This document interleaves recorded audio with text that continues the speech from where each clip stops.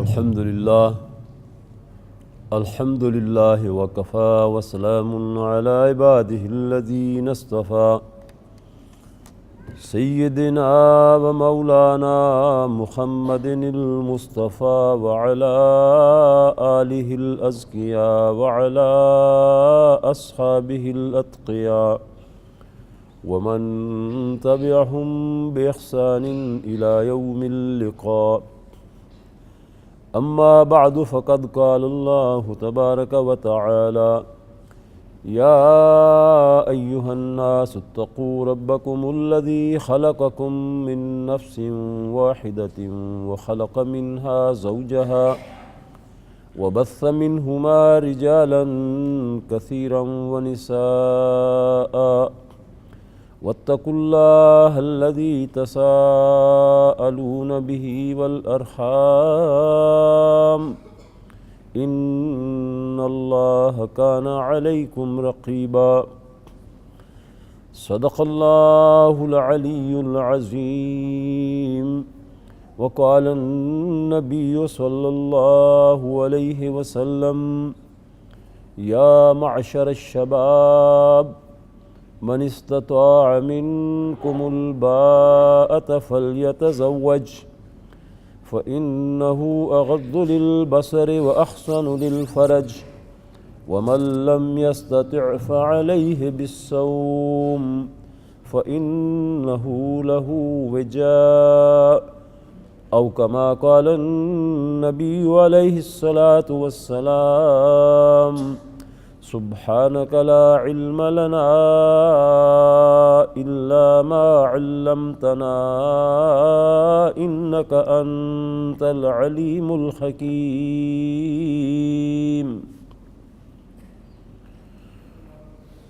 رب اشرح لي صدري ويسر لي أمري واحلل عقدة من لساني يفقهوا قولي۔ قابل احترام بزرگان محترم، میرے دوستوں، بھائیوں، عزیزوں، قابل احترام بہنوں، عزیز بیٹیوں، السلام علیکم ورحمۃ اللہ وبرکاتہ۔ اللہ تبارک و تعالیٰ کا شکر ہے کہ آج ہم اس عظیم مرکز میں جو مینارہ نور ہے یہاں جمع ہیں۔ مرکز شیخ عبداللہ بن زید المحمود الثقافی الاسلامی، یہ خیر کا مینار ہے، یہ روشنی کا منبع ہے، اور یہاں سے الحمدللہ اللہ اور اللہ کے رسول صلی اللہ علیہ وسلم کا پیغام ہر زبان میں اہل ایمان، اہل اسلام تک پہنچتا رہتا ہے۔ اس مرکز کو اللہ تبارک و تعالی ہمیشہ آباد اور شاداب رکھے، اور یہاں سے اٹھنے والی خیر کی آواز ہمیشہ اللہ اور اللہ کے رسول صلی اللہ علیہ وسلم کا پیغام لوگوں تک پہنچاتی رہے۔ آج کا موضوع ہم سب کے لیے بڑا اہم ہے، ان کے لیے جو والدین ہیں، اور ان کے لیے جو بچے ہیں، ان کے لیے جو بوڑھے ہیں، ان کے لیے جو جوان ہیں، خواتین و حضرات، سب کے سب ان کے لیے اس عنوان کے اندر بہت بڑا درس ہے، بہت بڑا سبق ہے، اور اس کو یاد کرنے اور اس کو محفوظ کرنے کی آج ہمارے معاشرے کو بڑی ضرورت ہے۔ اسلامی معاشرے میں خاندان کی اہمیت، الحمدللہ ہمارا معاشرہ اسلامی معاشرہ ہے۔ جس ملک میں آپ رہ رہے ہیں یہ ملک الحمدللہ اسلام کا مرکز ہے، اسلام کا گہوارہ ہے، اور اسلام کے اصولوں کے مطابق یہاں جس جانب آپ نکلتے ہیں آپ کو اللہ کے گھر آباد نظر آتے ہیں۔ یہ سرزمین قطر خیر کی سرزمین ہے۔ اس سرزمین کے اوپر الحمدللہ حق بات کہنے والے علماء حق کی ایک بڑی جماعت موجود ہے، جن پر پوری امت کو فخر ہے، اور ان علماء کرام کی سرپرستی یہاں کا نظام جس انداز میں کر رہا ہے وہ قابل تعریف ہے۔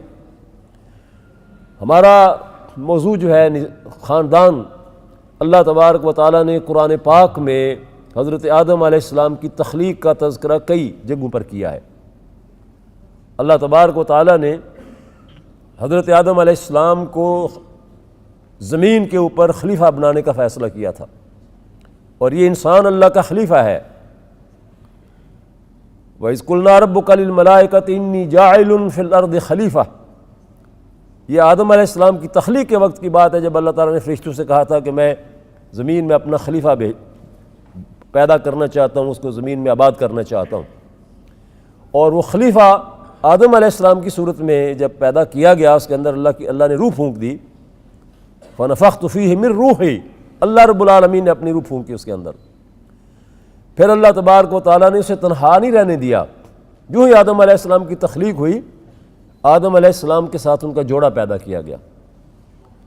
یا ایھا الناس اتقوا ربکم الذی خلقکم من نفس واحدہ، اے تمام انسانوں، دنیا بھر کے انسانوں، کالے اور گورے، عرب اور عجم، سب کے سب انسانوں کو خطاب کیا، بڑوں اور چھوٹوں سب کو خطاب کیا، پوری انسانیت کو خطاب کیا، اپنے رب کا تقوی اختیار کرو جس نے تمہیں ایک نفس واحد سے پیدا کیا، پھر اس کا جوڑا اللہ تبارک و تعالیٰ نے پیدا کیا، اور اللہ تبارک و تعالیٰ نے ان دونوں سے بے شمار مرد اور عورتیں دنیا کے اندر پھیلا دیے۔ اور اللہ تبارک و تعالیٰ سے ڈرتے رہا کرو اور رشتہ داریوں کا خیال رکھا کرو، ان کا احترام کیا کرو، ارحام، رشتہ داری، تعلقات، خاندانی روابط اور رشتے، ان کا احترام کیا کرو۔ اللہ تعالیٰ تمہارے اوپر نگران ہے، رقیب ہے، ہر چیز دیکھ رہا ہے، ان اللہ کان علیکم رقیبا۔ اللہ تبارک و تعالیٰ نے آدم علیہ السلام کو اور حضرت حوا کو دونوں کو جنت میں مقیم کر دیا، لیکن شیطان نے جب ان کو ورغلایا اور غلطی ہو گئی، انہیں دنیا میں بھیج دیا گیا، جنت سے اتار دیا گیا، تو دونوں نے مل کر اللہ تعالیٰ سے دعا کی۔ اسی سے معلوم ہوتا ہے کہ سب سے پہلی دعا جو اس زمین کے اوپر کی گئی ہے، وہ دعا آدم اور حوا نے مل کر کی ہے، گویا کہ خاندان نے دعا کی ہے۔ ربنا ظلمنا انفسنا وان لم تغفر لنا وترحمنا لنکونن من الخاسرین۔ آدم علیہ السلام نے اکیلے دعا نہیں کی، نہ حوا علیہ السلام نے اکیلے دعا کی ہے، ہمارے والدین نے، ہمارے باپ اور ہماری ماں نے مل کر دعا کی، یک جان یک زبان، اے ہمارے پروردگار، ہم نے تیری نافرمانی کر کے اپنے آپ پر ظلم کیا ہے۔ اعتراف، دیکھیے انسانیت اور انسانی خاندان اور انسانی ضوابط اور انسانی معاشرہ، اس کی اقدار، اس کے اندر اللہ تبارک و تعالیٰ نے یہ بات بتائی کہ انسان سے خطا ہو جاتی ہے۔ کل بنی آدم خطاؤن وخیر الخطائین توابون، تمام بنی آدم جو ہیں وہ خطا کار ہیں، لیکن بہترین لوگ وہ ہیں خطا ہو جانے کے بعد توبہ کرتے ہیں، اللہ کی طرف رجوع کرتے ہیں۔ آدم اور حوا کی یہ شان ہے، غلطی تو ہو گئی تقاضۂ بشری سے، لیکن اس کے بعد انہوں نے فوراً اس کا اعتراف کیا۔ شیطان نے نافرمانی کی اور نافرمانی کرنے کے بعد اکڑ گیا۔ جو شخص آدم علیہ السلام کی اولاد میں سے گناہ کرنے کے بعد اس گناہ کے اوپر اکڑ جاتا ہے، وہ شیطان کے راستے پر چل رہا ہے، وہ شیطان کی حزب کا آدمی ہے، اور جو جھک جاتا ہے وہ اللہ رب العالمین کے رحمت سے گناہوں کی معافی بھی حاصل کر لیتا ہے، اور وہ اللہ کے نیک اور اللہ کے پسندیدہ بندوں میں شامل ہو جاتا ہے۔ اے ہمارے پروردگار، ہم نے اپنے آپ پر ظلم کیا ہے، غلطی کی ہے تو ہمارے اپنے نقصان میں ہے یہ غلطی، اور اے پروردگار ہمارا تو کوئی سہارا نہیں ہے۔ وَإِن لَّمْ تَغْفِرْ لَنَا وَتَرْحَمْنَا، تو ہی ہمارا سہارا ہے، تو غفور ہے، تو رحیم ہے، اگر تو نے ہمارے گناہ کو معاف نہ کر دیا، ہمارے اوپر رحمت کی نظر نہ ڈالی، لَنَكُونَنَّ مِنَ الْخَاسِرِينَ، تو یقیناً ہم گھاٹے اور خسارے میں چلے جائیں گے، ہمارا کوئی نفع ہمارے ہاتھ میں نہیں آئے گا۔ اللہ تبارک و تعالیٰ نے معاف فرما دیا، اللہ تعالیٰ نے ان کی دعا قبول فرما لی، اور ان کے ذریعے سے اللہ تبارک و تعالیٰ نے انسانیت کو دنیا کے اندر پھیلایا۔ آدم علیہ السلام کا یہ خاندان، آدم علیہ السلام کی یہ اولاد، یہ مختلف زبانیں بولنے اور مختلف رنگوں کے اندر تقسیم کی گئی، یہ اللہ تعالیٰ کی اپنی حکمت ہے، علاقوں کے حساب سے۔ اور اللہ تعالیٰ نے قرآن پاک کے اندر فرمایا کہ یہ زبانوں کا اختلاف جو ہے یہ اللہ کی نشانیوں میں سے ایک نشانی ہے، اور میاں اور بیوی کا تعلق جو ہے اس کو اللہ تبارک و تعالیٰ نے بہت خوبصورت انداز میں بیان فرمایا ہے۔ اللہ تعالیٰ نے سورہ روم کے اندر اپنی آیات کا تذکرہ کیا ہے، اور ساری کی ساری آیات اللہ تبارک و تعالیٰ نے وہاں پر بڑے پیارے انداز میں بیان کی۔ ان میں سے ایک اللہ کی آیت جو ہے اس کا تذکرہ فرماتے ہیں، وَمِنْ آيَاتِهِ أَنْ خَلَقَكُم مِّنْ أَنفُسِكُمْ أَزْوَاجًا لِتَسْكُنُوا إِلَيْهَا وَجَعَلَ بَيْنَكُم مَّوَدَّةً وَرَحْمَةً إِنَّ فِي ذَلِكَ لَآيَاتٍ لِّلْعَالِمِينَ۔ اللہ تبارک و تعالیٰ نے تمہاری اپنی ذات سے، تمہاری اپنی نوع سے تمہارا جوڑا بنایا۔ یہ نہیں ہے کہ مرد انسانیت میں سے ہو اور عورت کسی اور نوعیت سے ہو، نہیں، دونوں انسانیت میں سے۔ اور تمہاری بیویاں تمہارے لیے اللہ تبارک و تعالیٰ نے سکون کا، تسکین کا ذریعہ بنایا ان کو۔ اور یہ سکون اور تسکین صرف جنسی نہیں ہے، اخلاقی، روحانی، ہر طرح کی تسکین ہے۔ اور دیکھیے خاندان، مثالی خاندان، سب سے بہترین خاندان وہ محمد الرسول اللہ صلی اللہ علیہ وسلم اور سیدہ خدیجہ رضی اللہ تعالیٰ عنہا کا خاندان ہے، سب سے بہترین، دنیا کے لیے مثال۔ اور اس میں دیکھیے تسکین جو ہے، ازواج لتسکنوا الیہا وجعل بینکم مودۃ ورحمہ، تسکین، باہمی محبت و الفت، شفقت، اور اس کے اندر بلا شبہ نشانیاں ہیں ان لوگوں کے لیے جو علم رکھتے ہیں۔ نبی مہربان صلی اللہ علیہ وسلم حضرت خدیجہ رضی اللہ تعالیٰ عنہا کی ہمیشہ تعریف کیا کرتے تھے، فرمایا کرتے تھے جب میرے اوپر کوئی مشکل آئی خدیجہ نے مجھے سہارا دیا اور مجھے حوصلہ دیا اور مجھے تسلی دی۔ حضور سے بڑا کس کا مرتبہ ہے؟ لیکن ہر انسان، اللہ کے نبی صلی اللہ علیہ وسلم بھی اور تمام کے تمام انسان بھی، وہ انسان ہونے کے ناطے مشکلات کے اندر کسی دوسرے کا سہارا یا دوسرے کی تسکین جو ہے وہ ان کے لیے حوصلے کا باعث بنتی ہے۔ فرمایا کہ جب میں غار حرا سے اتر کر آیا، وہی ملنے کے بعد خدیجہ کے سامنے بات کی تو حضرت خدیجہ نے کیا کہا؟ اللہ تبارک و تعالیٰ آپ کو ضائع نہیں کرے گا، اللہ آپ سے بڑا کام لینا چاہتا ہے۔ کتنی تسلی ہے اس کے اندر۔ آپ بیواؤں کے سرپرست، یتیموں کے حقوق کا خیال رکھنے والے، مہمان نواز، مسافروں کو کھانا کھلانے والے، مظلوموں کے ساتھ کھڑے ہو جانے والے، ظلم کے مقابلے پر مظلوم کا ساتھ دینے والے، اللہ آپ کو ضائع نہیں کرے گا۔ اس سے حضور صلی اللہ علیہ وسلم کو بہت تسکین ملی، حوصلہ ملا۔ جب بھی کوئی بھی انسان اگر گھر کا ماحول اسلامی رنگ میں رنگا ہوا ہے، اسلامی اخلاق ہیں، بیوی کو اگر کوئی پریشانی ہے تو وہ اپنے میاں کے ساتھ شیئر کرے گی، اور میاں اس کو تسلی دے گا، اس کا سہارا بنے گا۔ میاں کو اگر کسی قسم کا کوئی مسئلہ درپیش ہے تو وہ اپنی بیوی سے ڈسکس کرے گا، اور اس کی بیوی اس کے لیے سہارا بنے گی۔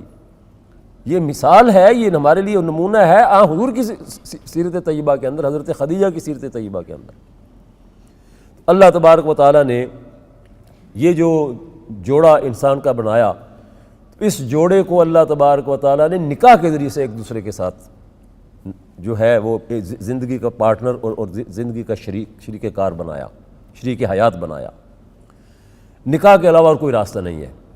اسلامی خاندان کی، مسلمان معاشرے کے اندر خاندان کی بنیاد نکاح سے پڑتی ہے، ایک نیا خاندان وجود میں آتا ہے، اور اس طرح ہر خاندان جو ہے وہ اسلام کے اندر نکاح کے بعد ایک غیر محرم مرد اور ایک غیر محرم خاتون جو ہے وہ آپس میں ایک دوسرے کے محرم بن جاتے ہیں۔ اور اللہ تبارک و تعالیٰ نے ان کو کیا مثال دی ہے؟ ہن لباس لکم وانتم لباس لہن۔ اب دیکھیے اسلامی معاشرے کے اندر کتنا حسن اور کتنی خوبصورتی ہے۔ وہ تمہارا لباس ہے، تم ان کا لباس ہو۔ لباس زیبائش کے لیے بھی ہوتا ہے، لباس ستر ڈھانکنے کے لیے بھی ہوتا ہے، لباس موسم کے اعتبار سے گرمی اور سردی سے حفاظت کے لیے بھی ہوتا ہے۔ لباس ہے ایک دوسرے کا۔ ایک دوسرے کے ہمدرد اور غمگسار ہیں، ایک دوسرے کے مد مقابل نہیں ہے۔ اور اسلامی معاشرے کے اندر خاندان کی بنیاد جو ہے، خاندان کی بنیاد نکاح سے پڑتی ہے، اور آپ نے فرمایا النکاح من سنتی، فرمایا فمن رغب عن سنتی فلیس منی، نکاح میری سنت ہے، جو میرے سنت سے ہٹ کر کوئی اور راستہ اختیار کرے گا تو وہ مجھ سے نہیں ہے، میرا اس کے ساتھ کوئی تعلق نہیں ہے۔ نبی مہربان صلی اللہ علیہ وسلم کا یہ ارشاد، آپ کا یہ حکم، اور اس کے مطابق اللہ تبارک و تعالی نے خاندان کی جو ترکیب بنائی ہے، خاندان کے جو اجزاء ہیں ان اجزاء کا مقام بھی متعین کیا ہے۔ الرجال قوامون علی النساء، ظاہر ہے کہ کوئی ادارہ چھوٹا ہو یا بڑا ہو وہ اس وقت تک نہیں چل سکتا جب تک اس کا کوئی ڈائریکٹر، کوئی اس کا ناظم، کوئی اس کا ذمہ دار، کوئی اس کا ایگزیکٹو آفیسر نہ ہو۔ خاندان جو ہے یہ تو سب اداروں سے زیادہ اہم ادارہ ہے، خاندان ہی کی وجہ سے باقی ادارے بنتے ہیں۔ اگر یہ خاندان اور یہ انسانیت نہ ہو، اداروں کی کوئی ضرورت ہی نہ رہے۔ کیا ضرورت ہے اداروں کی؟ اس آسمان و زمین کو تو اداروں کی ضرورت نہیں ہے، انسانوں کو ضرورت ہے، اور اس میں سب سے بڑا اور سب سے اہم اور بنیادی ادارہ جو ہے وہ خاندان ہے۔ اور اس خاندان کی ترکیب اللہ نے یوں بیان فرمائی، کیمسٹری اس کی جو ہے وہ یوں بیان فرمائی کہ مرد جو ہے وہ ناظم ہے اور خاتون جو ہے وہ اس کی محکوم نہیں ہے۔ کوئی یہ سمجھے کہ بیوی محکوم ہے، یہ غلط بات ہے، اسلام کا تصور یہ نہیں ہے۔ بیوی اس کی نظامت کے اندر اس کی وزیر ہے، اور خامند کی ذمہ داری اللہ تعالیٰ نے یہ بیان فرمائی کہ معیشت کا انتظام کرنا خامند کی ذمہ داری ہے، گھر سے باہر کے سارے معاملات کی دیکھ بھال کرنا خامند کی ذمہ داری ہے۔ اور خاتون کی ذمہ داری کیا بتائی؟ فالصالحات قانتات حافظات للغیب بما حفظ اللہ، بہترین خواتین، نیک، صالحات، اطاعت گزار، اللہ کی اطاعت گزار، اپنے ناظم کی یعنی اپنے خامند کی اطاعت گزار، اور اللہ تبارک و تعالیٰ نے جو ان کو امانتیں ان کے ذمہ لگائی ہیں ان کی حفاظت کرنے والی، ظاہر میں بھی باطن میں بھی، وہ بہترین خواتین ہیں۔ اور مرد کی ذمہ داری ہے وَبِمَا أَنفَقُوا مِنْ أَمْوَالِهِمْ، کہ اس کو اس لیے قوام بنایا گیا ہے کہ معیشت کا انتظام اس نے کرنا ہے۔ خاتون کے پاس دولت ہو اور وہ خاتون اپنے گھر پر خرچ کرنا چاہے رضاکارانہ تو وہ کرتی ہے، لیکن مرد جو ہے وہ اس خاتون کو مجبور نہیں کر سکتا کہ میں تو کچھ نہیں کروں گا، تم اپنی دولت خرچ کرو۔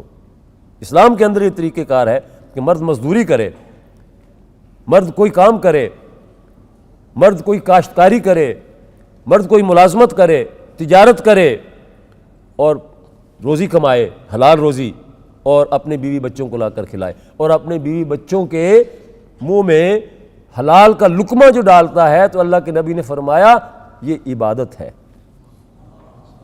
اپنی بیوی بچوں کے لیے حلال لقمہ کما کر لایا، یہ عبادت ہے۔ اپنی بیوی کے ساتھ اس نے رات گزاری، یہ اللہ تبارک و تعالیٰ کی رضا کا راستہ ہے۔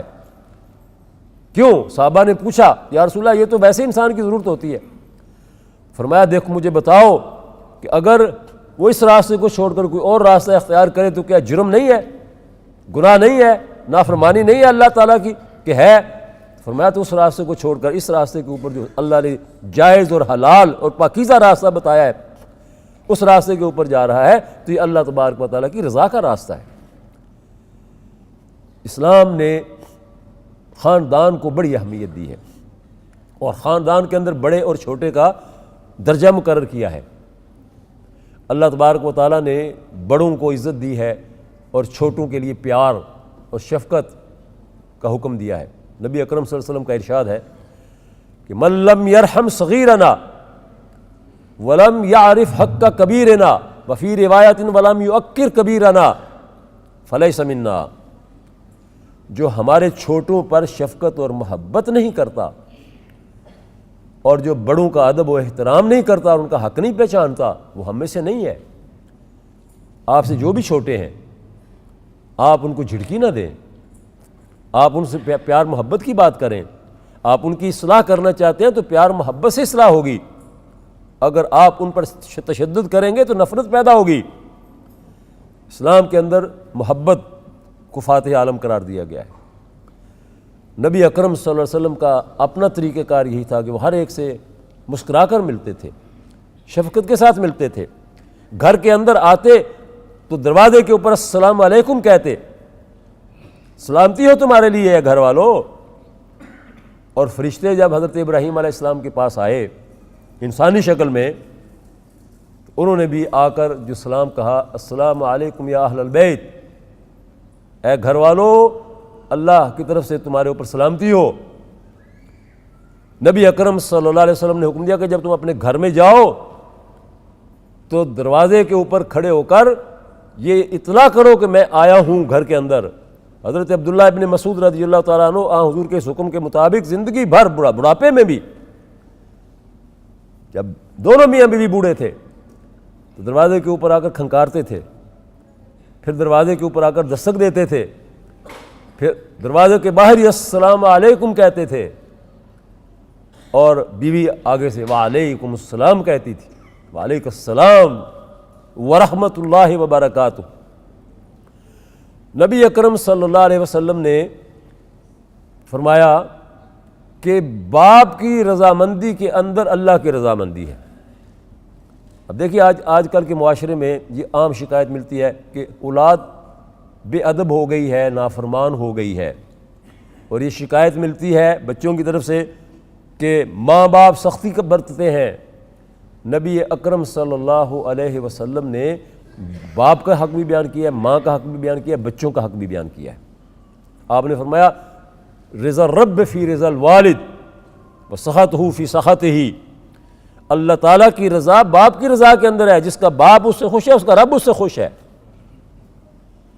اور اللہ کی ناراضی باپ کی ناراضی کے اندر ہے، جس کا باپ اس سے ناراض ہے اس کا رب بھی اس سے ناراض ہے۔ ذرا تصور کیجئے کہ باپ کو ناراض کرنا، باپ کی نافرمانی کرنا۔ دیکھیے اللہ تبارک و تعالیٰ نے حکم دیا ہے کہ اگر ماں باپ تمہارے جو ہیں وہ کافر بھی ہوں تو بھی ان کا ادب و احترام ملحوظ رکھنا، ان کی خدمت کرنا فرض ہے۔ ہاں اللہ تعالیٰ کے ساتھ شرک کا تمہیں حکم دے، اللہ کی نافرمانی اور معصیت کا حکم دے، وَإِنْ جَاهَدَاكَ عَلَىٰ أَن تُشْرِكَ بِي شَيْئًا فَلَا تُطِعْهُمَا، پھر اس میں اطاعت نہیں ہے۔ لیکن ماں باپ کو اف تک بھی نہ کہو، وَلَا تَقُل لَهُمَا اف، ان کو اف بھی نہ کہو۔ یہ حسن ہے، خوبصورتی ہے بڑوں کا ادب و احترام۔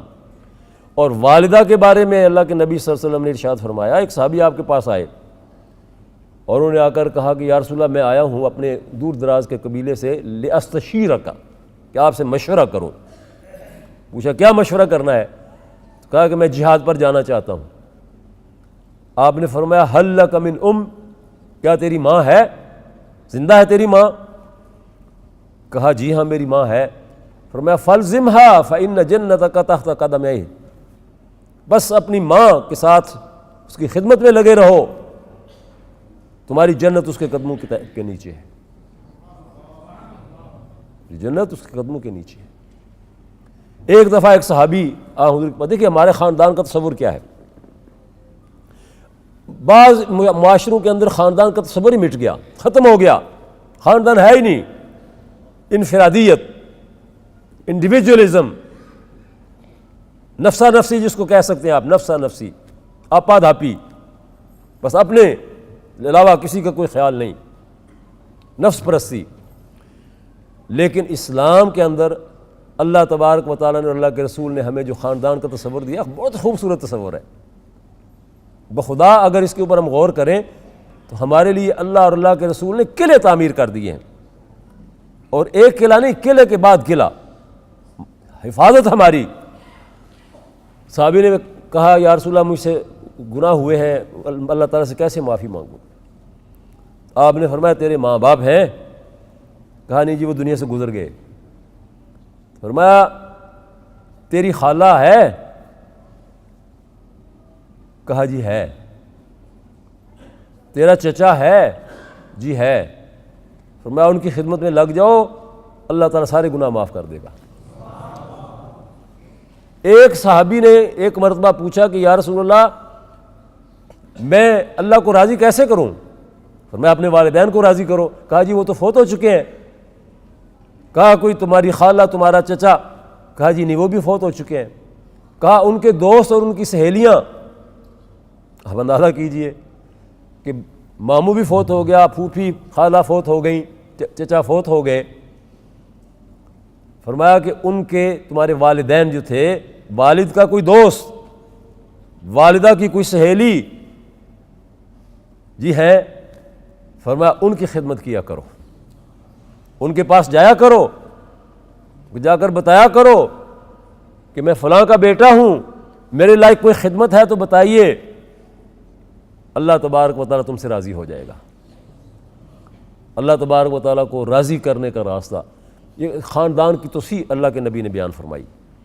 ہمارے یہاں الحمدللہ اللہ کا شکر ہے کہ ہم اپنے آباء و اجداد کا نسل بعد نسل ان کی پوری پشتیں جانتے ہیں، باپ، دادا، پردادا، اس سے اوپر، اس سے اوپر، اس سے اوپر۔ ہم اپنے چچا، ان کے چچا کے سسرال، آگے ان کے رشتہ دار، خالہ، پھوپھی، ان کی اولادیں، ان سب کو ہم جانتے ہیں، پہچانتے ہیں۔ یہ اسلام کی تعلیمات ہیں اور ان سب کے ساتھ ہمارا ایک تعلق ہوتا ہے، اور یہ تعلق بعض اوقات ٹوٹ جاتے ہیں، بعض اوقات ان میں تلخیاں پیدا ہو جاتی ہیں۔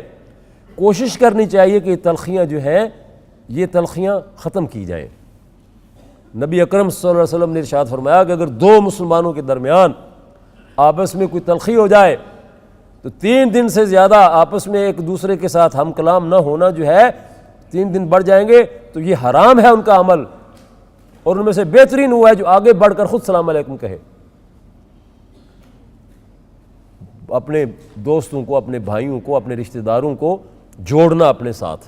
صلہ رحمی کس کو کہتے ہیں؟ وصلوا الارحام، صلہ رحمی کیا کرو۔ صلہ رحمی یہی ہے کہ جن کے ساتھ رشتہ داری ہے، کسی بھی نوعیت کی رشتہ داری، خواہ وہ رشتہ داری اپنے خاندان آبا و اجداد کے ذریعے سے ہے یا رشتہ داری جو جہاں آپ کا نکاح ہوا ہے وہ رشتہ داری ہے، مصاہرت جس کو کہتے ہیں، مصاہرت۔ ایک ہے نسبی رشتہ داری، ایک ہے مصاہرت کی رشتہ داری، جہاں پر آپ کا نکاح ہوا ہے۔ ہر ایک کے ساتھ تعلقات کا اچھا رکھنا۔ اور نبی مہربان صلی اللہ علیہ وسلم کی جتنی بھی ازواج مطہرات تھیں، آپ صلی اللہ علیہ وسلم ان کے مختلف خاندانوں سے تھیں، ساری قریش کی نہیں تھیں، دوسرے قبائل سے بھی تھیں، حتیٰ کہ حضرت صفیہ رضی اللہ تعالی عنہا تو یہودیوں کے قبیلہ بنو قریظہ میں سے تھیں۔ صفیہ بنت حیی رضی اللہ تعالی عنہا وہ یہودیوں کے خاندان سے تھیں کہ نبی اکرم صلی اللہ علیہ وسلم ان کے ساتھ بھی اتنی محبت کرتے تھے، اور ان کا باپ تو اسلام کا دشمن تھا، چچا بھی اسلام کا دشمن تھا، خاندان اسلام کا دشمن تھا، وہ اسلام دشمنی میں مارے گئے، لیکن حضور ان کی دلجوئی کرنے کے لیے کیا فرمایا کرتے تھے؟ آپ فرمایا کرتے تھے کہ اگر تمہیں کبھی کوئی یہ کہے کہ تم یہودیوں کے خاندان سے ہو تو تم جواب میں کہا کرو میں ہارون بن عمران علیہ السلام کی بیٹی ہوں۔ حضرت موسیٰ علیہ السلام کے بھائی حضرت ہارون علیہ السلام، ان کی نسل سے تھے یہ لوگ۔ فرمایا کہ تم کہا کرو میں ہارون کی بیٹی ہوں۔ اگر کوئی ازواج مطہرات میں سے ان کے ساتھ کسی بات پر کوئی مباحثہ کرتی تو آپ فرمایا کرتے تم ان کو کہو کہ تم تو فلاں اور فلاں اور فلاں کی بیٹی ہو، میں ہارون کی بیٹی ہوں، جو اللہ کے نبی تھے۔ نبی اکرم صلی اللہ علیہ وسلم نے خاندان کو ایک بہت بڑا حصن قرار دیا، قرآن نے بھی حصن قرار دیا ہے، لیکن حضور صلی اللہ علیہ وسلم نے اور قرآن نے خاندان کو بت نہیں بننے دیا۔ یہ بھی دیکھیے ایک اور بیماری ہے جاہلیت کی کہ میرا خاندان جو ہے، میرے خاندان کا یہ مقام ہے اور تمہارا کیا ہے؟ نہیں، یہ نہیں، مقام ہے تو نیکی اور تقوی کی وجہ سے ہے۔ اسلام کے اندر نیکی اور تقوی جس کے اندر زیادہ ہے، ان اکرمکم عند اللہ اتقاکم یا ایھا الناس انا خلقناکم من ذکر و انثی وجعلناکم شعوبا وقبائل لتعارفوا ان اکرمکم عند اللہ اتقاکم۔ تو میں سب سے بہتر اور سب سے اونچا وہ ہے جو سب سے زیادہ متقی ہے۔ ایک بڑا مشہور واقعہ ہے صحابہ کرام کا کہ نبی اکرم صلی اللہ علیہ وسلم کے صحابہ بیٹھے تھے، آپس میں انہوں نے اپنے خاندان کی باتیں سنائیں، میرا باپ، میرا دادا، میرا پردادا، اور انصار نے بھی اور مہاجرین نے بھی۔ تو حضرت سلمان فارسی رضی اللہ تعالیٰ عنہ بھی ان کی مجلس کے اندر بیٹھے ہوئے تھے۔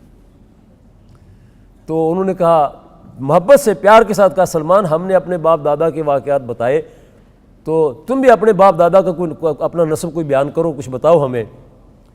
تو حضرت سلمان رضی اللہ تعالیٰ عنہ کے دل میں ایک خیال آیا اور انہوں نے اس موقع پر فرمایا، کیونکہ وہ جن کی تعریفیں کر رہے تھے ان کے آبا و اجداد، ظاہر ہے کہ وہ حالت کفر میں ان کے جو کارنامے تھے وہ کفریہ کارنامے تھے۔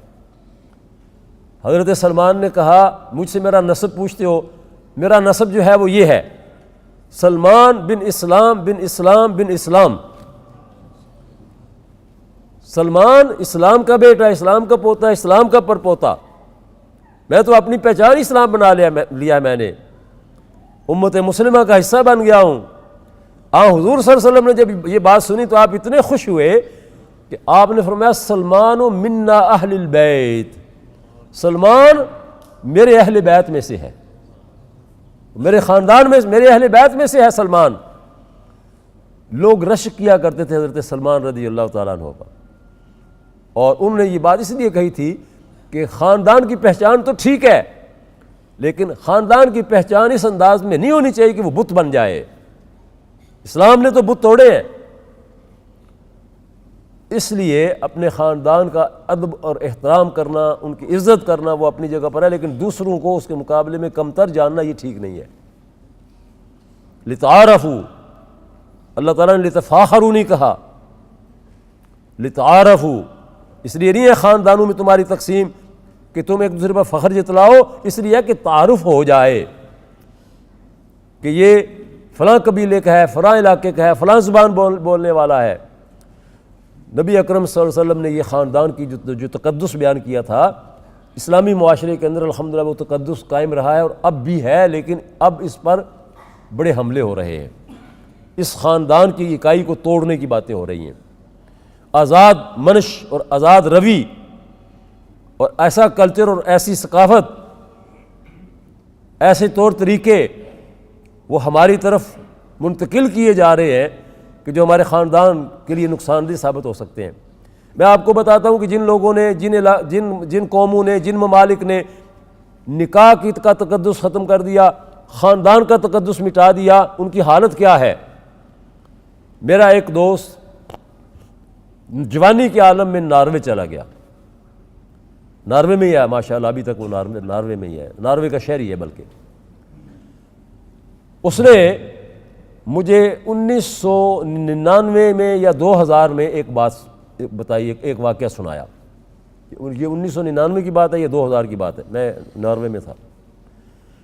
اس نے کہا میں جب یہاں پر آیا تو میں نے کچھ عرصہ محنت مزدوری کی، پھر ایک ٹیکسی خرید لی، اور ٹیکسی وہاں پر جو ہے وہ بہت اچھا پیئنگ جاب ہے، بہت اچھا۔ جس آدمی کے پاس ایک یا دو ٹیکسیاں ہوں وہ بڑا مالدار ہے وہاں۔ کہنے لگا کہ میں ریلوے اسٹیشن کے باہر اپنی ٹیکسی میں لیے کھڑا تھا، مسافر آ رہے تھے ریلوے اسٹیشن سے باہر، ایک بوڑھی خاتون، کافی بوڑھی خاتون، ہاتھ میں اس نے 2-3 شاپر پکڑے ہوئے تھے، دونوں ہاتھوں میں شاپر تھے۔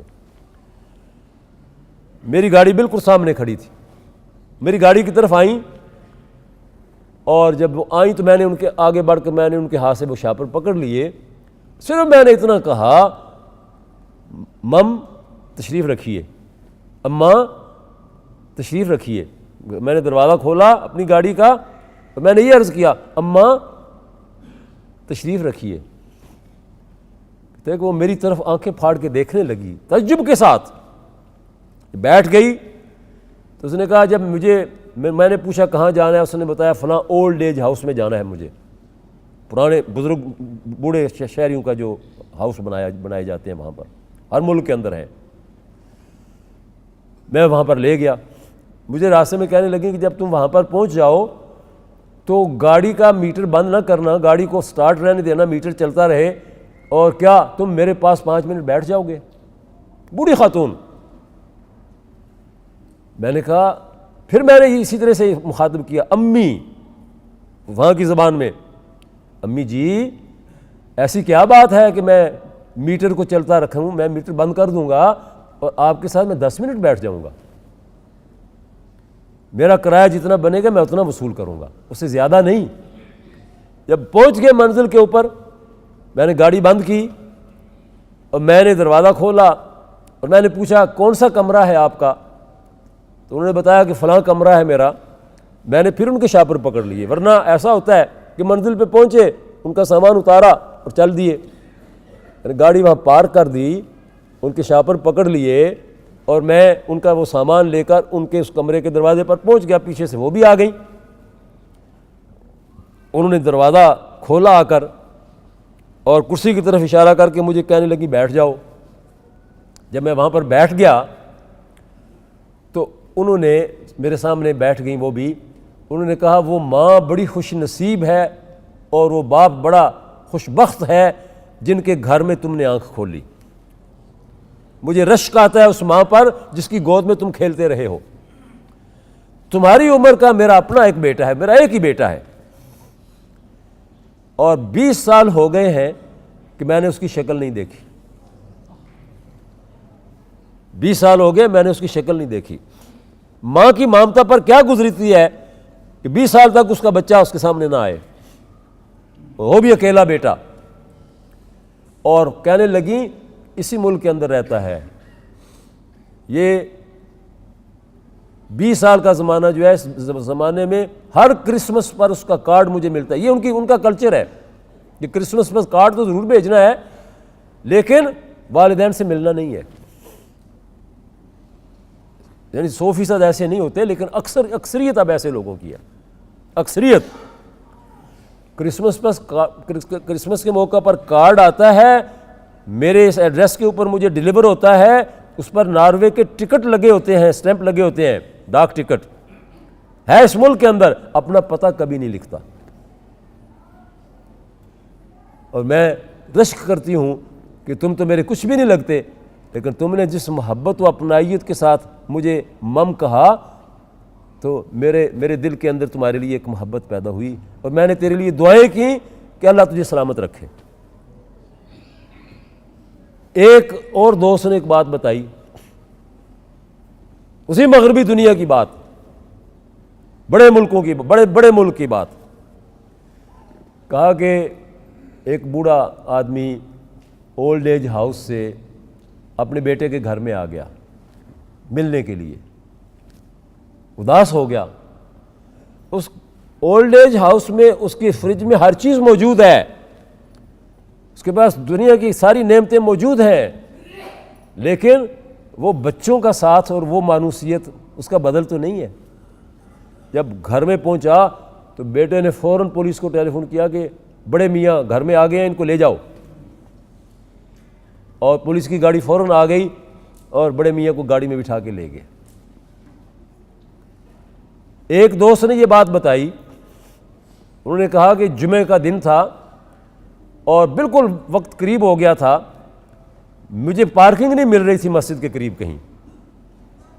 میں نے دیکھا کہ مسجد کے قریب ایک دروازہ کھلا ہوا ہے، تو میں نے سوچا کہ میں اب کہاں گاڑی پارک کروں، میرا جمعہ نکل جائے گا. تو گھر کے اندر جانا بھی تہذیب کے خلاف ہے.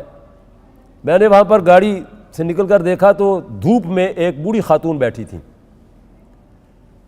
تو میں نے دروازے کے اوپر کھڑے ہو کر وہ بیل دی تو انہوں نے میری طرف دیکھ کر کہا کیا بات ہے. میں نے بھی ان سے کہا، میں اسی انداز میں نے کہا کہ مم I am in a difficulty, میں ایک مشکل میں ہوں. تو وہ کہنے لگی وہیں بیٹھے کیا مشکل ہے؟ خیال تھا اس کا کہ شاید کوئی پیسے مانگنے والا ہوگا. تو میں نے کہا کہ میں نے یہاں پریئر کے لیے جانا ہے ماسک میں اور ٹائم بہت تھوڑا ہے اور پارکنگ کہیں ہے نہیں، تو میں اگر آپ کے اندر گاڑی کھڑی کر لوں 15 منٹ کے لیے.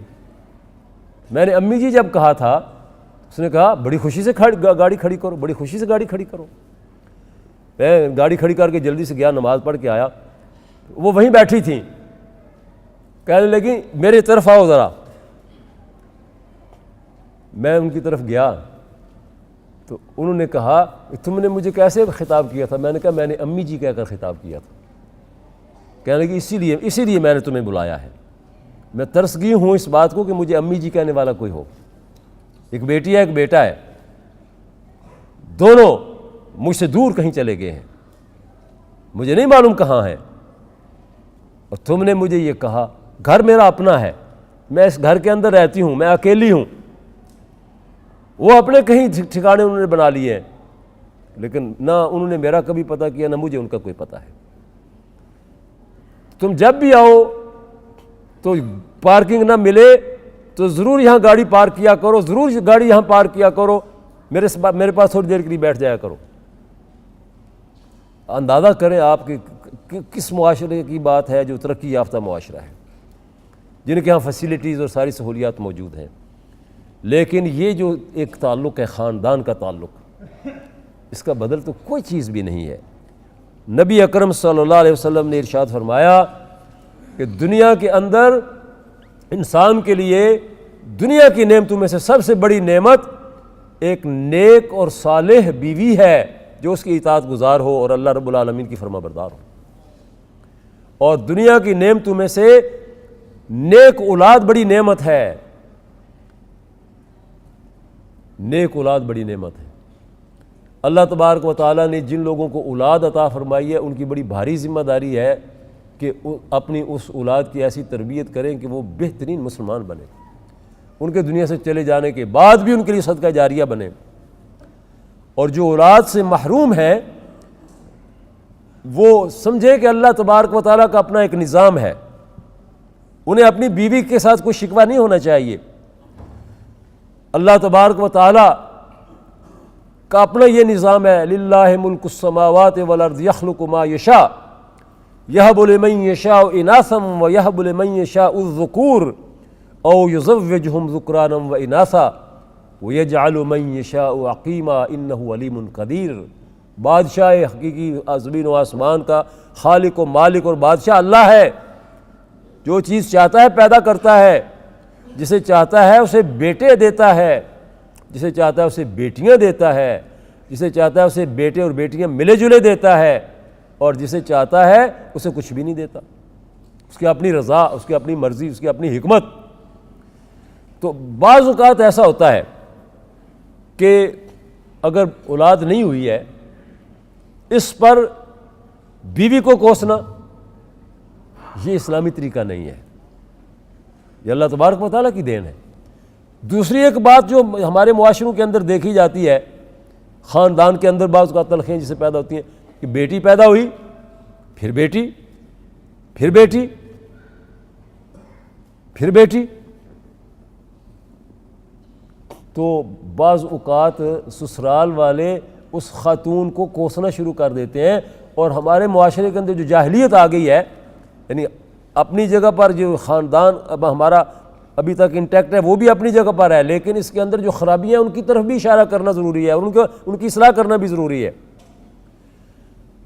اب اس خاتون کا تو کوئی جرم نہیں ہے, اللہ تبارک و تعالیٰ کی دین ہے. نبی مہربان صلی اللہ علیہ وسلم کی زندگی میں آپ کے بیٹے جو تھے وہ بچپن میں فوت ہو گئے. آپ نے تو 4 بیٹیاں اپنے گھر میں جوان کی, 4 بیٹیوں کی شادیاں کی, اور آپ نے فرمایا بیٹیوں کے بارے میں یہ بات فرمائی, بیٹوں کے بارے میں نہیں فرمائی, اس لیے کہ بیٹوں کے تو دنیا کے اندر لوگ خود طلبگار ہوتے ہیں. بیٹا زُيِّنَ لِلنَّاسِ حُبُّ الشَّهَوَاتِ مِنَ النِّسَاءِ وَالْبَنِينَ وَالْقَنَاطِيرِ الْمُقَنطَرَةِ مِنَ الذَّهَبِ وَالْفِضَّةِ وَالْخَيْلِ الْمُسَوَّمَةِ وَالْأَنْعَامِ وَالْحَرْثِ ذَلِكَ مَتَاعُ الْحَيَاةِ الدُّنْيَا وَاللَّهُ عِندَهُ حُسْنُ الْمَآبِ. مال و دولت اور بیٹے اس کے تو طلبگار ہوتے ہیں لوگ, لیکن کئی لوگ جو ہیں, سارے نہیں, کئی لوگ بیٹیوں سے وہ خائف ہوتے ہیں کہ بیٹی نہیں ہونی چاہیے. یہ عربوں کا جاہلیت کا بھی زمانے کا ان کا طریقہ کار تھا. بیٹیوں کو زندہ دار گور کیوں کر دیتے تھے؟ اس لیے کہ بیٹی کو آر سمجھتے تھے. اذا بشر احدهم بالانثى ظل وجهه مسودا وهو كظيم. مسلمان معاشرے کے اندر تو یہ بات نہیں ہونی چاہیے. آپ نے فرمایا من ابتلي من هذه البنات بشيء فأدبهن وأحسن إليهن كن له سترا يوم القيامة من النار. فرمایا کہ جس کسی کو اللہ تبارک و تعالیٰ نے بیٹیوں کی آزمائش میں ڈالا، یعنی بیٹیاں عطا فرمائیں، اس نے اچھی تربیت کی، ان کو اچھا ادب سکھایا، پھر ان کو ان کے گھروں میں بھیج دیا، قیامت کے دن وہ بیٹیاں دوزخ کی آگ کے سامنے ڈھال ہوں گی، اس کے لیے دوزخ کی آگ کی لپٹیں اس تک نہیں آئیں گی۔ بیٹیاں اللہ کی رحمت۔ صحابی نے عرض کی یا رسول اللہ اگر 3 ہوں، فرمایا 3 ہوں تب بھی۔ ایک اور صحابی نے پوچھا 2 ہوں، فرمایا 2 ہوں تب بھی۔ اور حضرت عبداللہ ابن عباس جو راوی ہیں وہ کہتے ہیں کہ اگر کوئی صحابی پوچھتا کہ یا رسول اللہ 1 بیٹی ہو، تو آپ یقیناً فرماتے 1 ہو تب بھی۔ اور فرمایا جس نے بیٹیوں کی اچھی تربیت کی اور بیٹوں اور بیٹیوں کے درمیان اس نے بیٹوں کو ترجیح نہیں دی ان کے اوپر، تو قیامت کے دن وہ میرے ساتھ یوں ہوگا، اور آپ نے دونوں انگلیاں اپنی جو ہیں شہادت کی انگلی اور بیچ کی انگلی کا جنت میں میرے ساتھ یوں ہوگا، وہ جنت میں میرے ساتھ یوں ہوگا۔ ایک عربی شاعر نے ایک بہت اچھی بات کہی، وہ بیٹیوں کی پیدائش کے حوالے سے اس نے بڑے اچھے انداز میں یہ بات بیان کی ہے۔ وہ کہتا ہے کہ ایک شخص کی 2 بیویاں تھیں، ایک بیوی سے بیٹے پیدا ہوتے تھے، دوسری سے بیٹی پیدا ہوتی تھی۔ یہ اللہ تعالیٰ کی دین ہے، اور یہ آج بھی معاشرے کے اندر ہے، کسی سے بیٹے پیدا ہوتے ہیں، کسی سے بیٹیاں پیدا ہوتی ہیں۔ تو وہ اس نے ایک حکایت کے انداز میں ایک اس بات کو بڑی بہت ناصحانہ طریقے سے بیان کیا ہے، بڑی اچھی نصیحت کی ہے۔ ابو سعید اس کا نام اس نے اپنی حکایت میں رکھا، ابو سعید۔ تو وہ جو خاتون ہے جس کی بیٹیاں ہیں، اس کے پاس ان سے آنا جانا چھوڑ دیا ہے، ساتھ دوسرے گھر میں اپنی جس بیوی کے بیٹے ہیں اس کے ساتھ خوشگپیوں میں مصروف ہوتا ہے، اور دیوار کے ادھر سے آوازیں آتی ہیں، تو وہ اپنی بیٹی کو لوریاں دے رہی ہے۔ مائیں بچوں کو لوریاں دیتی ہیں نا سلاتے ہوئے، مال ابی سعید لا یاتینا غضبان اللہ نلد البنین وہل نلد الا ما قد اوتینا، کہ مال ابی سعید لا یاتینا یظل فی البیت الذی یلینا، ابو سعید کو کیا ہو گیا کہ وہ ہمارے گھر میں آتا ہی نہیں ہے، ہمارے دروازے کے اندر قدم ہی نہیں رکھتا، اور کہیں دور نہیں چلا گیا، یہ ساتھ والے گھر کے اندر راتیں گزارتا ہے اور دن گزارتا ہے، یہ ساتھ والے گھر کے اندر بیٹی کو لوریاں دے رہی ہے، اور وہ ہمارے اس اوپر ناراض ہے کہ ہم بیٹا کیوں نہیں جنتی، میں بیٹا کیوں نہیں جن رہی، کیا میرے اختیار میں ہے بیٹا جننا یا بیٹی جننا؟ میں تو وہی کچھ جنوں گی جو اللہ مجھے عطا فرمائے گا، جو کچھ اللہ دے گا تو وہی اللہ تبارک و تعالیٰ بیٹا دے گا تو بیٹا آئے گا دنیا میں، بیٹی دے گا تو بیٹی آئے گی دنیا میں۔ تو اس کو اس پر بڑی عبرت ہوئی، بڑی ندامت ہوئی، اس نے جب یہ سنے اس کے یہ بول، یہ اس کے اندر واقعتاً ایک بہت بڑا درس ہے، اللہ تبارک و تعالیٰ کی دین ہے، اللہ تبارک و تعالیٰ کی تقسیم ہے۔ اور میرے دوستوں اور بھائیوں، اس خاندان کو مضبوط بنانے کے لیے نبی اکرم صلی اللہ علیہ وسلم نے یہ ارشاد فرمایا، نوجوانوں کو خطاب کرتے ہوئے، یا معاشر الشباب، آج کل کے دور میں بعض نوجوان شادیاں کرتے نہیں ہیں، تاخیر کرتے ہیں، اور بعض اوقات شادیاں کرنے کے بعد چھوٹی سی بات کے اوپر تعلقات ختم کر دیتے ہیں۔ یہ طلاق جو ہے بلا شبہ یہ اسلام کے اندر ایک اس کی اجازت ہے، لیکن اللہ کے نبی نے ارشاد فرمایا ابغض الحلال الی اللہ الطلاق، جن چیزوں کو حلال کیا گیا ہے ان میں سے سب سے زیادہ ناپسندیدہ چیز اللہ کے نزدیک طلاق ہے۔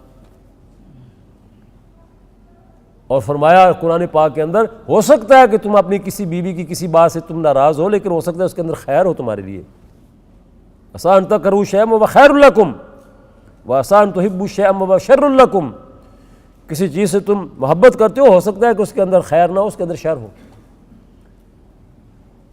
تو چھوٹی چھوٹی باتوں کے اوپر تعلقات نہیں توڑنے چاہیے، نہ بیویوں کو غصہ کرنا چاہیے ایسی باتوں کے اوپر، نہ مردوں کو، مرد کے اندر بھی تحمل ہونا چاہیے اور بیوی کے اندر بھی بردباری اور صبر ہونا چاہیے۔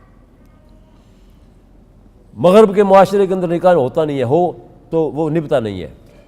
اسلامی معاشرے کے اندر نکاح کو ایک تقدس حاصل ہے، آپ نے فرمایا یا معاشر شباب، اے نوجوانوں، اے میری امت کے نوجوانوں، من استطاع منکم الباءۃ فلیتزوج، تم میں سے جو کوئی شادی کی عمر کو پہنچ جائے اور حالات و وسائل اجازت دے رہے ہوں تو اسے شادی کر لینی چاہیے، تاخیر نہیں کرنی چاہیے۔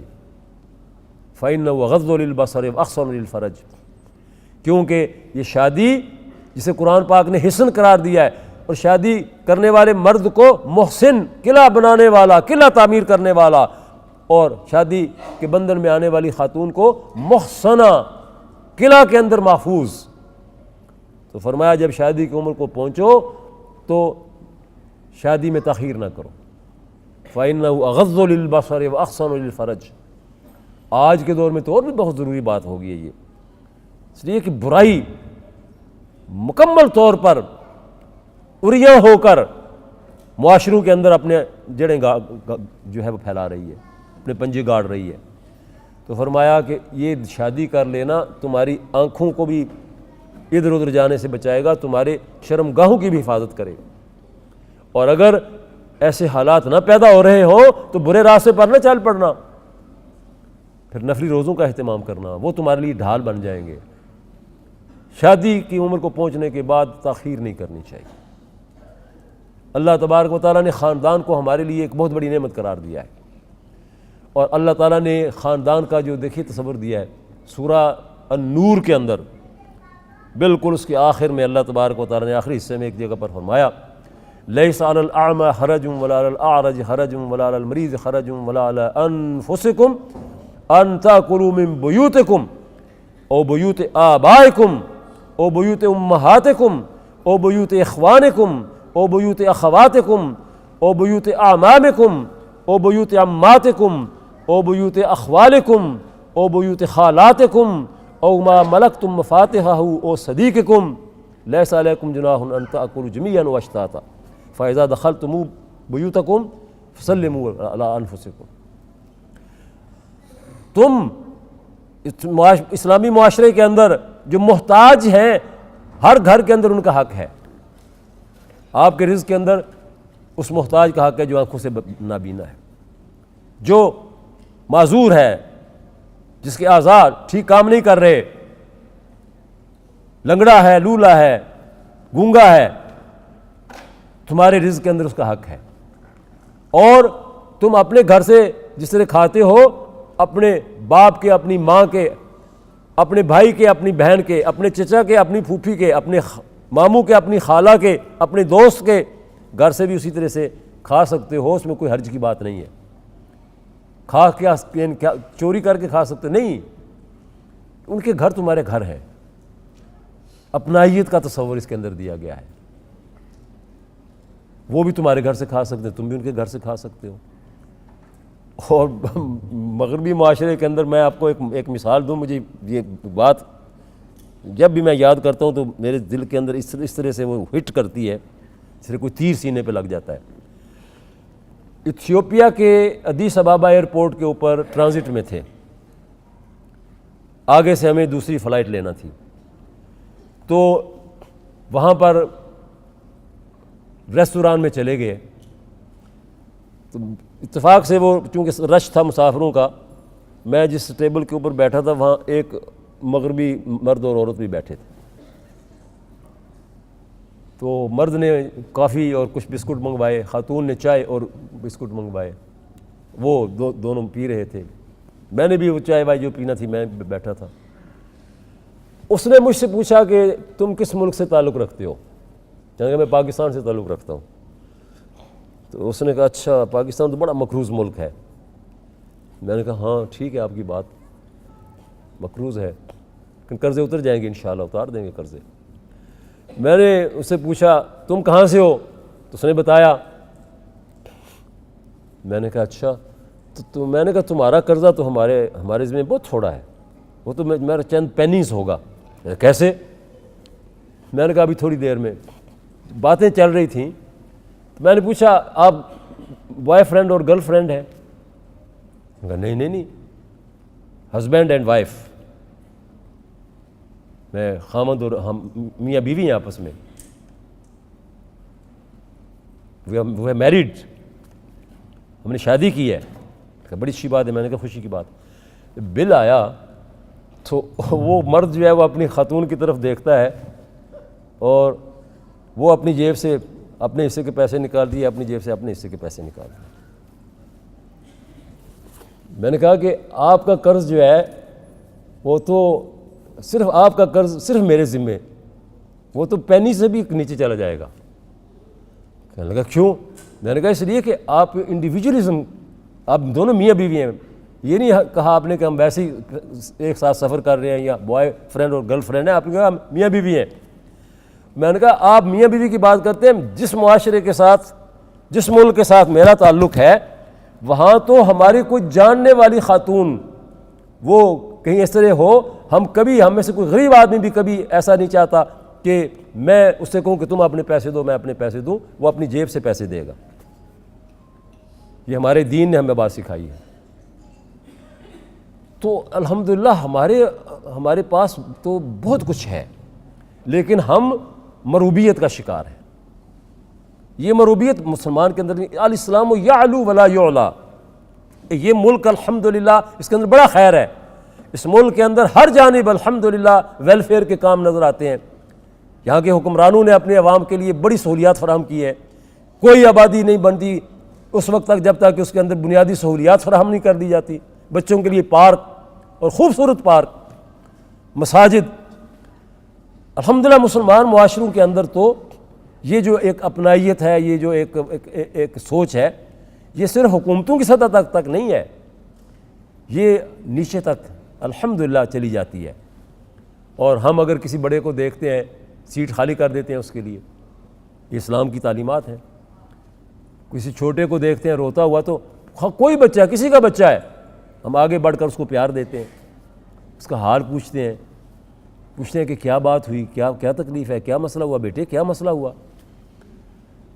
تو یہ ہمارا معاشرہ اور ہمارا یہ خاندانی جو تصور ہے یہ بہت بڑی نعمت ہے اور اس کی حفاظت کرنے کی ضرورت ہے. اس پر شکر ادا کرنے کی ضرورت ہے.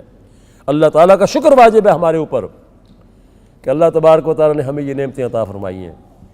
بس میری آپ سے آخری میں یہی درخواست ہے کہ جس طرح الحمدللہ اس مرکز اسلامی میں ہم جمع ہیں، جو مرکز اللہ تعالیٰ کے فضل و کرم سے منبع خیر ہے، تو اسی طرح سے ہمیں اپنے گھروں کو بھی منبع خیر بنانا چاہیے، ہمارے اپنے خاندانوں کو منبع خیر بننا چاہیے. کوئی کہیں پر کشیدگی ہے تعلقات میں تو وہ آدمی بھلا ہوگا، اللہ کا محبوب ہوگا جو آگے بڑھ کر اس کشیدگی کو دور کرے گا، مٹھاس اور شیرینی تقسیم کرے گا.